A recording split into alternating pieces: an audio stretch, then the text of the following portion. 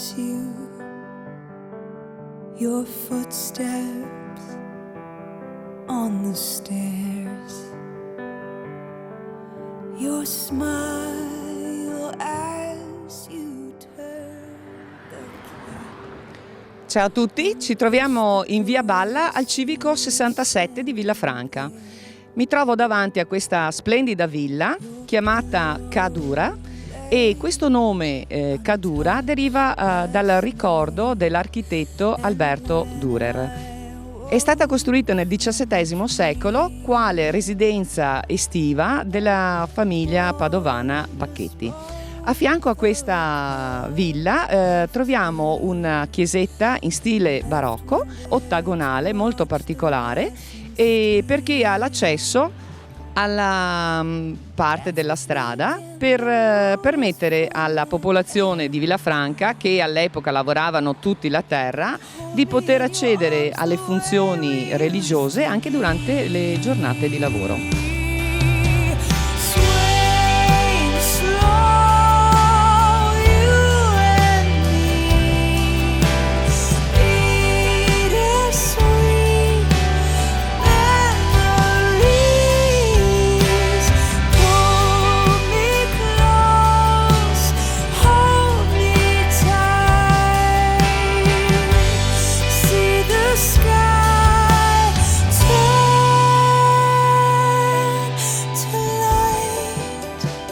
La villa viene costruita nel XVII secolo come residenza estiva di una famiglia borghese di piccoli proprietari terrieri, stampatori del XVIII secolo.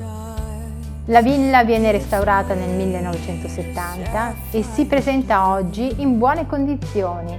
Presenta un corpo centrale di un ampio complesso architettonico. A sinistra, verso la strada, è infatti situato l'oratorio, mentre a destra sono posizionati i rustici e a seguire la stalla, preceduta dal portico con i fienili, oltre ad una costruzione adibita a ricovero attrezzi.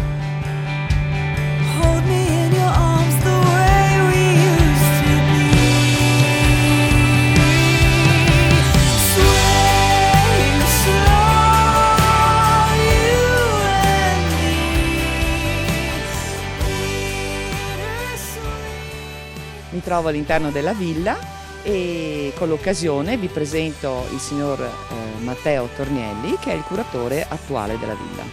Buongiorno a tutti, sono Matteo Tornielli, ho in gestione questa villa dal 2018. La villa, come vedete, si presenta nel classico stile sobrio veneto, è costituita da 3 piani, il piano terra è il primo piano con il classico salone centrale e le 4 stanze ai lati.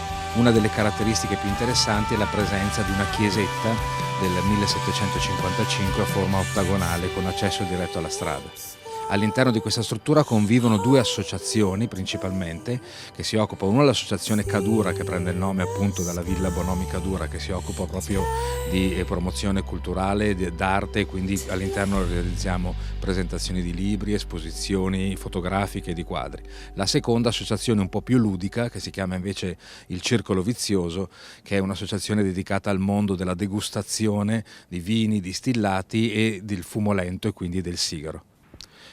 Ora siamo all'interno della chiesetta sconsacrata che fa parte del corpo principale della villa.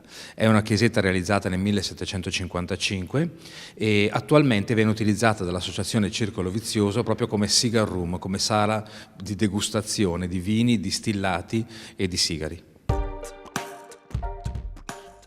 Il corpo padronale si sviluppa con la facciata principale e quello del giardino simmetriche, aperte al centro, con un portone archivoltato a tutto sesto.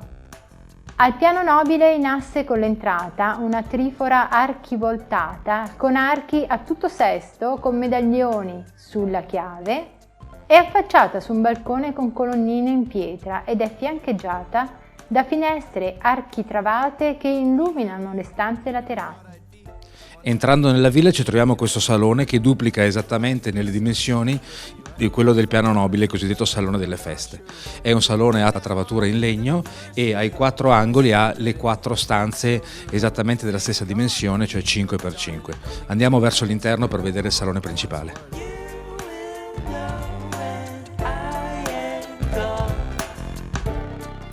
Questo è il piano nobile della villa. Il salone principale, il cosiddetto salone delle feste, rispecchia esattamente nelle dimensioni il salone dell'ingresso, e qui c'era poi la camera padronale con annesso il bagno. Dalle trifore si può vedere al parco e ammirare l'estesa dimensione del mezzo ettaro del parco esterno.